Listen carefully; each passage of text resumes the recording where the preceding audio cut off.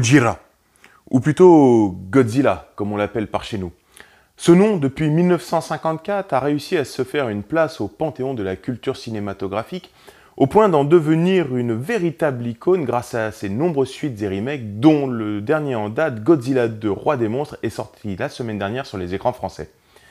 Mais le kaiju à la sauce hollywoodienne vaut-il vraiment le kaiju japonais? Mais surtout, a-t-il la même signification pour les Américains que pour les Japonais? C'est ce que nous allons tenter de découvrir.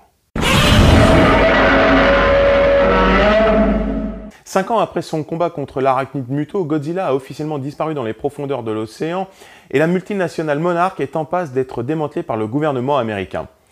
Alors elle décide de localiser et d'étudier tous les titans encore en sommeil à travers le monde.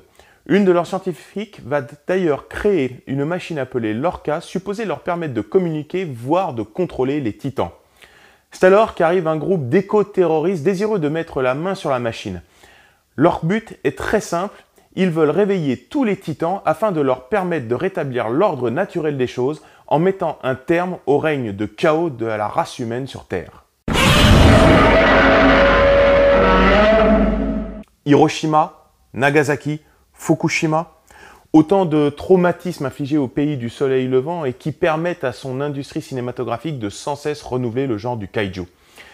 D'ailleurs, si le kaiju Eiga a toujours été pour le Japon un excellent moyen d'exorciser les traumatismes du passé, on ne peut pas en dire autant des États-Unis qui en font là une magnifique machine de propagande pro-américaine.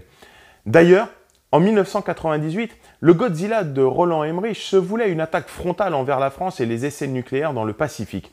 Sans doute pour nous faire oublier que les États-Unis avaient eux-mêmes contaminé toutes les îles Bikini par leurs propres essais nucléaires. Il faudra alors attendre 8 ans et un certain Alexandre Aja pour apporter une réponse tout aussi frontale à travers son remake de La Colline à des yeux. Arrive l'année 2014 et le nouveau Godzilla hollywoodien de Gareth Edwards. Une fois encore, les États-Unis vont être le théâtre d'un affrontement entre deux monstres dont le premier a été réveillé par la faute de l'homme, japonais, le hasard fait toujours bien les choses dans le cinéma américain, et le second surgissant de nulle part pour affirmer sa suprématie et tant qu'à faire aider la race humaine avant de s'en aller dans les profondeurs de l'océan. Un peu comme les États-Unis ont débarqué en Irak pour en déloger le dictateur avant de s'en aller sans tambour ni trompette en laissant derrière eux un pays en ruine. Arrive enfin l'année 2019 avec Godzilla 2, Roi des monstres. Ici, Godzilla ne doit pas faire face à un mais à 3 monstres, Mothra, le papillon géant, Rodan, le dragon volant, et Ghidorah, l'hydre à 3 têtes. La première partie du film est longue et soporifique et aurait mérité d'être un peu plus expéditive afin de permettre au public de jouir de vrais combats de monstres. Eh bien non. Ou plutôt si, mais en toile de fond.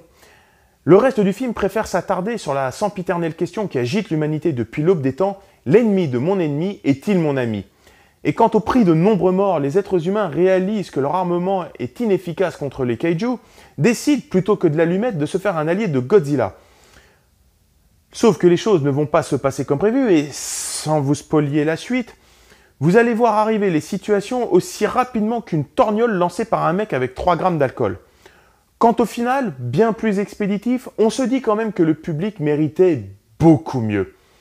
Et quand on a vu la scène post-générique, on est quand même en droit de se demander comment les réalisateurs vont amener les événements de Kong vs Godzilla qui doit sortir d'ici 2 ou 3 ans.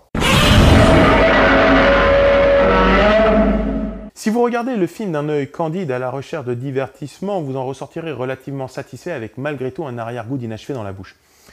En revanche, si vous grattez sous la surface, vous allez trouver un film de propagande ayant fait de Ghidorah une métaphore de Daesh tentant d'imposer sa domination sur le monde et dont chaque tête coupée repousse plus hargneuse que la précédente.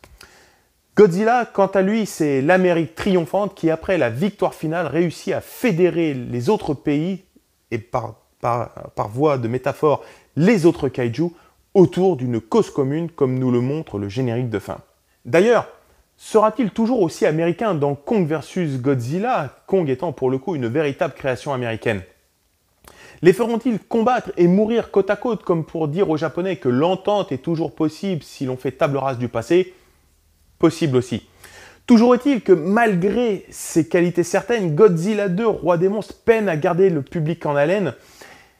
Et l'avenir de l'Ameri-Kaiju semble véritablement compromis.